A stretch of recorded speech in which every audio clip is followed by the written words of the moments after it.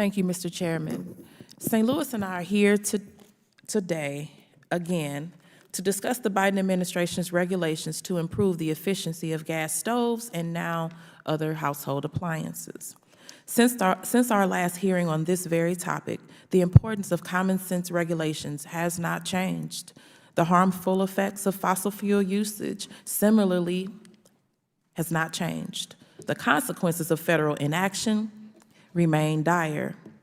Since we are at yet another hearing about home appliance regulations, I am going to reiterate what we said last time about gas stoves.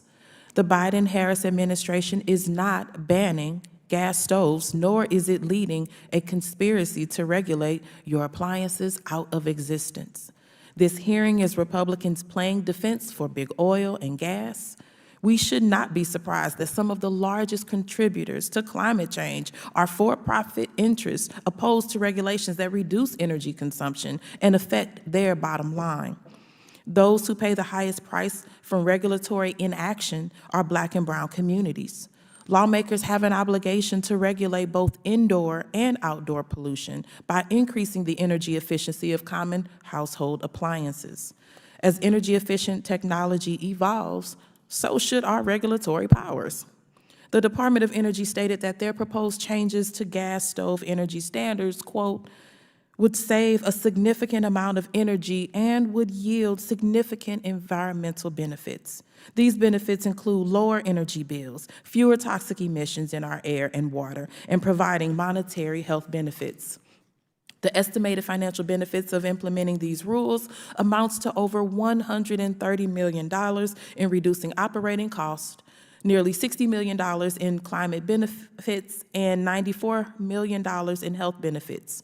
Those dividends are just on this single proposal related to stoves and does not account for the benefits of improving energy efficiency standards for dishwashers, refrigerators, washing machines, and other common household appliances. Republicans enjoy talking about the price of regulation and the cost increases companies and manufacturers may incur to remain DOE compliant. The reality is the appliance standard programs have saved consumers and businesses billions of dollars. Families and businesses have benefited for decades from more efficient gas stoves, laundry machines, dishwashers, and light bulbs. The climate crisis is here, and it is very, very real. Record heat waves have enveloped the nation this month alone, and large parts of Missouri have been designated as natural disaster areas due to drought as we speak. According to Nexus Media, within this decade, St. Louis will become 2 degrees Fahrenheit warmer than it was during the latter half of the 20th century. This warmer air will lead to more severe rainfall, leading to massive and more regular flooding in the region. Missouri endures both extremes of the climate disaster. Parts of my state battle drought, while other parts of my state battle historic flooding. In 2019, St. Louis's river system reached a historically high level and inundated the areas surrounding the Gateway Arch. As these storms and flooding grow more common, it's low-lying neighborhoods, often those of whom who are populated with Black and brown families, that will bear the brunt of federal inaction. Despite the frightening reality of climate change and its very real and very visible effects on our communities, my Republican colleagues oppose common sense regulations to curb harmful emissions.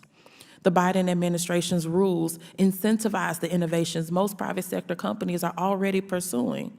Some manufacturers are choosing not to protect our health and safety in the interest of short-term profit.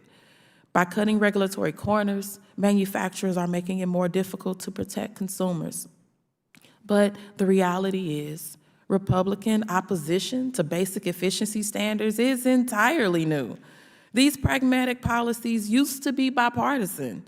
Presidents Reagan, H.W. Bush, and W. Bush all signed efficiency standards for various household appliances into law during their presidencies. Today, however, the only regulations Republicans fight for are to restrict access to abortion and children's books. Republicans are fighting tooth and nail to deny vital access to Republican health care and to needlessly regulate classroom learning. And yet, it's not okay to protect the environment. It's not okay to reduce climate change or improve public health.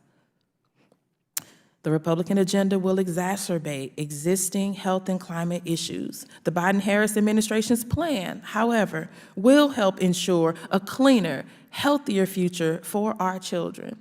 I want to thank them for their efforts on this front, as well as the Department of Energy for protecting our planet. Thank you, and I yield back.